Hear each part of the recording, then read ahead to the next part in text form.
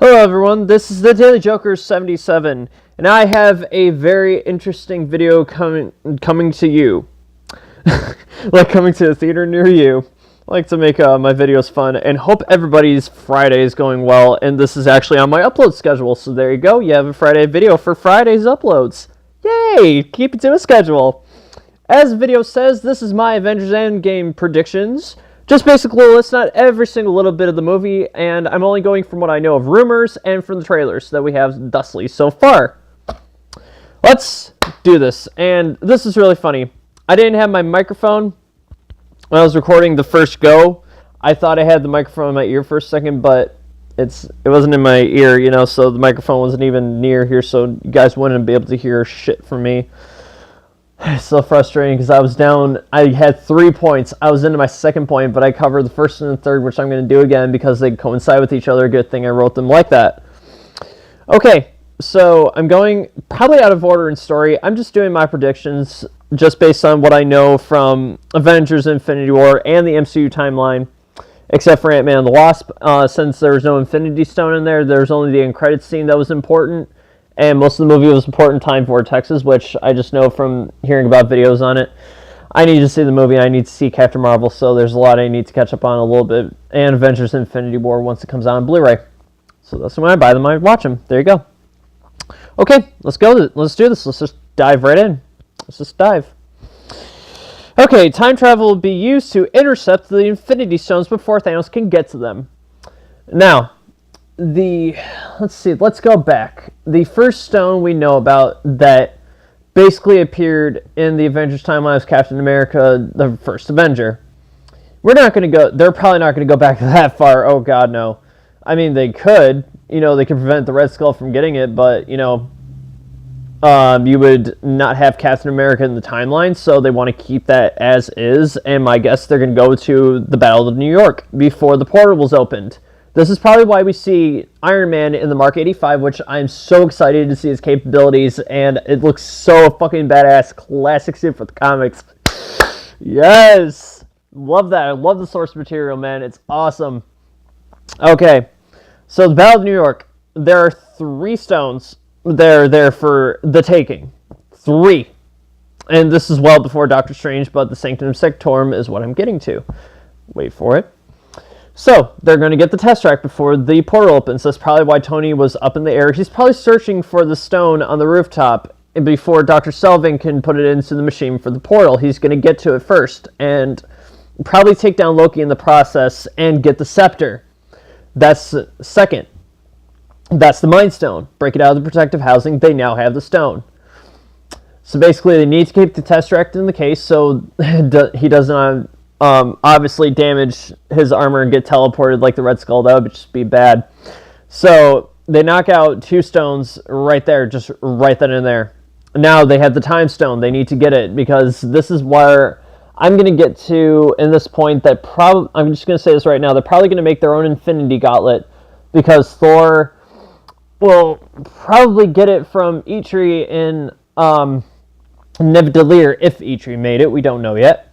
This is what I'm guessing, fingers crossed, that they're going to make their own Infinity Gauntlet. And I think Iron Man might wield it, or it might be Nebula. But remember in the Infinity Gauntlet storyline, she did go power hungry once she got the gauntlet. So, not betting on Nebula, I'm betting on Iron Man to use it. Probably integrated into his armor or just a separate glove. You never know. So that's 3 stones down. They got the Time Stone, they got the Space Stone, they got the Mind Stone. Right then and there, they just got them all. 3 down in New York. Easy. First time travel bit. Next, they're going to get the Power Stone. They're going to probably go back to the moment where Star-Lord was getting it before Ronan, the Accuser's men, could get to it. So they're probably going to intercept it. So right when Star-Lord gets it out of its barrier, they're probably going to snatch it. And, oh god, they should not explain anything because that would just be like, boom, mind-blowing and mess up a lot of time-space continuum, which I'll get to. Oh, God, which I will get to. Yeah, that's on the 1, 2, 3, 4, 5, 6, 7. 7th bullet point. Oh, boy.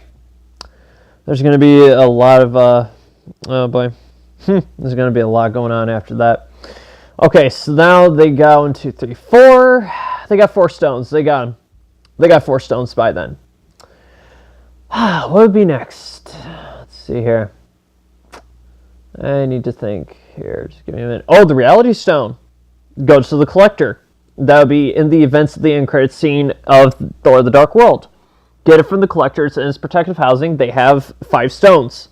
So there's 5 down. Last one will be the soul stone because it's the most vital and the most important. And this is where I'm going to get into my third point. They will probably sadden all of us when I say this, but someone is going to sacrifice himself for the soul stone, and we can guess who because he's been trying to sacrifice himself before that didn't go successfully well. This is where he's going to do the ultimate sacrifice. Chris Evans even said his time as Captain America is over after Avengers Endgame. So Captain America will definitely sacrifice himself for the stone. Oh, God. And he's one of my favorite superheroes, and I'm going to probably cry so bad. I'm not ready to handle that. Jesus, I'm still getting over Infinity War, dude. Shit. Still getting over those character deaths. My God, that was sad. Jesus. So that's how they would get the 6 Infinity Stones. And I am betting you it is going to be Captain America that does the sacrifice for the Soul Stone. I'm just betting you it will be. All right, second bullet point. The quantum realm will be used to bring back the dusted heroes because the prevailing theory is they're not in the soul world, they're in the quantum realm. And thanks to Ant-Man or Scott Lang bringing the van with the quantum tunnel, and obviously as we see, I think those are definitely quantum suits, just like Hank's quantum suit. I think that's what they are. They look more like a battle suit, but they're quantum suits for sure.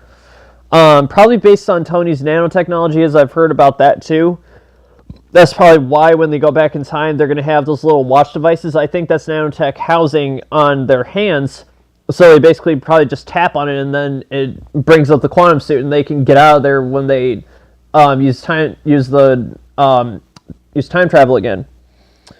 So basically that's probably why. But back to what I was saying about using the quantum realm to get back to Dusted Heroes, because that's probably what they're going to do first or second. Basically is to get back all the heroes. Numbers against Thanos are way better, just all of them going at him.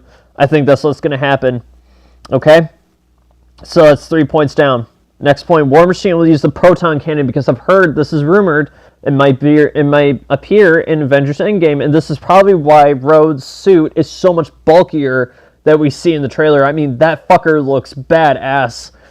And there's also a theory that could be the War Machine Destroyer suit that was shown in Legos, and well, that's probably the name of the suit. So the proton cannon will probably be perfect for that suit. I mean, that just looks sick. Oh God, that's badass. Oh my God, it's so cool. Okay, here's the best part. Thanos will be weaker without the stones, because if they intercept all the stones, Thanos will have nothing but his armor and his double-edged sword to basically use against them. He's still a master strategist. He's very, very strategic. He will probably trap them, as we saw in the trailer. That's why Captain America, and Iron Man, and Thor were probably so cautiously walking over to Thanos, who has a sword in the ground with his helmet on the top of the longest blade, the shorter blade in the ground. So it's probably going to be a win-win situation. But here's the thing, because I was seeing, we'll get to this point later, but I was seeing that they're probably in New York, and I'll get to this next point here after I do. I'll get to there. Okay, yes, it's the next point. There will be butterfly effect repercussions using time travel to get the stones. That means that no matter what they do to change time, something else is going to happen, and it's going to be a very, very bad consequence, or it could be very good. But the butterfly effect always states that something's going to happen, even if you change something in the past. No matter what, something's going to change to the present and the future. So they're probably going to reverse how New York was saved from the nuke. It's probably going to be detonated in Manhattan, where it was targeted. So that means that's probably where Thanos is beamed down to, is that exact moment in the present, that New York is now a nuclear wasteland, pretty much. And that's probably why there's all this rubble, smoking rubble, and all this dark ambience and lighting. I'm probably guessing that was just after, or days after the nuke hit. It might have been hours afterwards. We don't know. But just like anything else, with basically going back in time, the repercussions of changing things in the past are going to have very negative results in the present and future. So the butterfly effect is very prominent in this film, and I think, and it was confirmed, so that's very interesting how they confirmed it. Yeah, and I just got to my other point. The MCU timeline will be completely different as a result of changing the past. So basically, take what we saw from the film so far and wipe the slate clean. It'll be a totally changed universe. That's probably why Spider-Man: Far From Home is so different from the timeline. It's very interesting. I think the result of the Spider-Man sequel is the MCU being a totally different timeline now. So that'll be really interesting. Here's the next thing. This probably will happen third. The snap won't even happen without Thanos not obtaining the stones. So the snap won't happen. So basically, if they change that, if they don't get to the heroes in the quantum realm, if they eliminate the chance of the snap happening by getting the stones, then the heroes will never be dusted, or they'll still remain dusted, and then they can basically get them back from the quantum realm using the Infinity Gauntlet, using the stones. They could probably reverse that ever happening, and thusly the snap will never happen. So that is my short list of Avengers Endgame predictions. I will let you know on Twitter when I see a chance for another future video coming.